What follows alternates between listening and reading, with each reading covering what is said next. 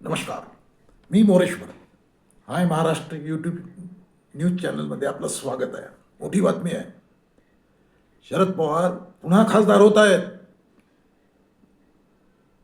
राज्यसभेसाठी महाविकास आघाडीने शरद पवारांना पाठिंबा दिला आहे. काँग्रेसचाही पाठिंबा आहे, उभाटाचाही पाठिंबा आहे. निवडणूक बिनविरोध होते आहे. निवडणूकच नाही, उद्या हे लोक अर्ज भरतील, उमेदवारी अर्ज, त्याची छाननी होईल आणि निवडणूक बिनविरोध. एकूण 7 जागांसाठी निवडणूक होते आहे. त्यातल्या 6 जागी महायुतीचे उमेदवार आहेत, ते उद्या उमेदवारी अर्ज भरतायत. 3 जागी भाजपचे लोक भरतायत. एका जागी रामदास आठवले आहेत. एकीकडे राष्ट्रवादीचा पार्थ पवार आहे आणि दुसरीकडून आणखी एक एकनाथ शिंदेंचा उमेदवार आहे. 6 जागी महायुतीचे उमेदवार आणि एका जागी महाविकास आघाडी म्हणजे शरद पवार. शरद पवार 85 वर्षांचे आहेत. म्हणजे आपल्या 60 वर्षाच्या संसदीय कारकिर्दीत ते अनेक वेळा विधानसभा, विधान परिषद, लोकसभा, राज्यसभा या चारही ठिकाणी जाऊन आले आहेत. 60 वर्ष त्यांची राजकीय कारकीर्द आहे, संसदीय कारकीर्द. 2दा राज्यसभेवर गेले आहेत. आता ही त्यांची 3री वेळ आहे. शरद पवारांची इच्छा होती, त्या इच्छेला सर्वांनी मान दिला आहे. कारण शरद पवार हे सध्या महाराष्ट्रातले सर्वात वयोवृद्ध, सर्वात अनुभवी, जाणता राजा आहेत.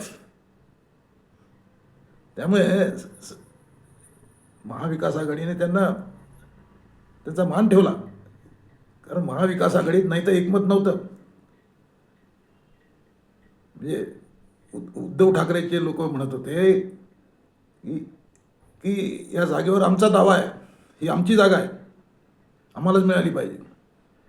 तिकडे काँग्रेसवाले म्हणत होते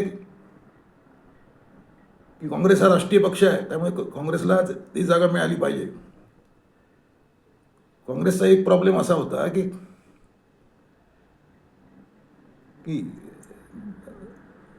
राज्यसभेत विरोधी पक्षनेत्याची जागा सध्या मल्लिकार्जुन खरगे यांच्याकडे आहे. ते पुढच्या महिन्यात रिटायर होत आहेत खरगे. तर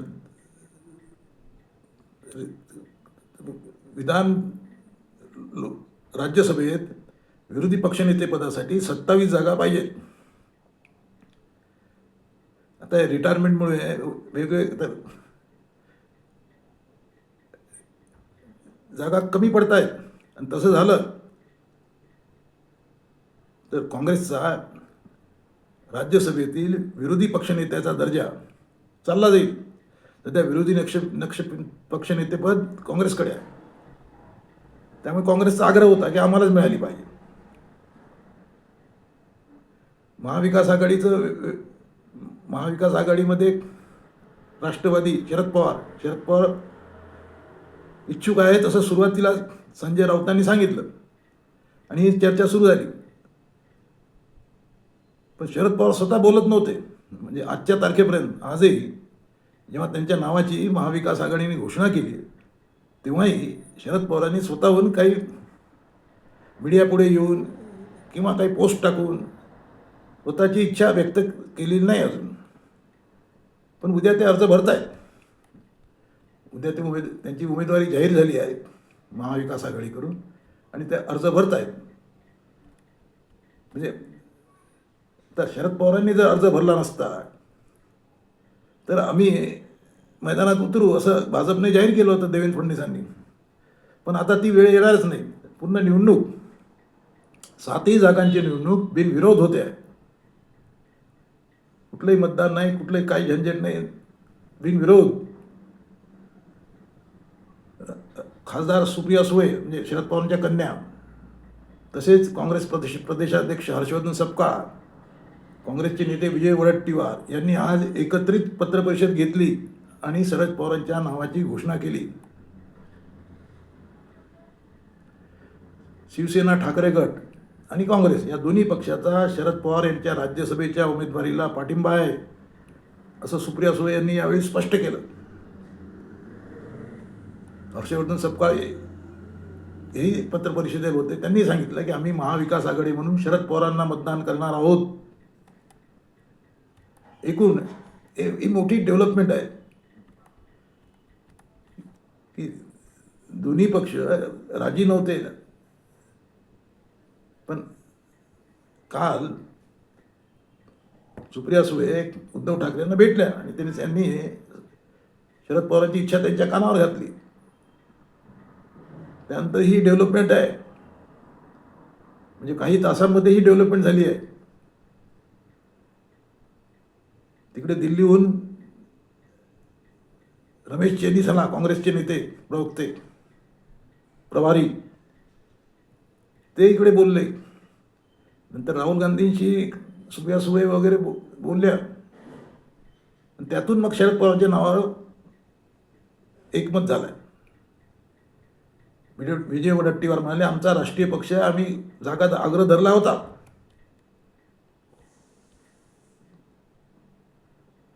पण शरद पवारांच्या काही नेत्यांनी दिल्लीत हायकमांडशी संपर्क केला, उद्धव ठाकरे यांच्याशी संपर्क केला, तसेच आमचे प्रदेशाध्यक्ष त्यांच्याशी बोलले, सुप्रिया सुळे बोलल्या. त्यामुळे आमच्या पक्षाच्या हायकमांडने शरद पवारांना पाठिंबा देण्याचा निर्णय घेतला आहे. आम्हाला आमच्या पक्षाच्या हायकमांडकडून फोन आला आणि त्यांना सांगण्यात आलं की शरद पवारांना पाठिंबा द्यायचा आहे. ही मोठी डेव्हलपमेंट आहे महाराष्ट्रात, खास करून की सारे महाविकास आघाडी अजून फुटलेली नाही. महाविकास आघाडी एक आहे. किमान शरद पवारांच्या नावावर तरी महाविकास आघाडी एक आहे, हे या निमित्ताने दिसून आलेलं आहे.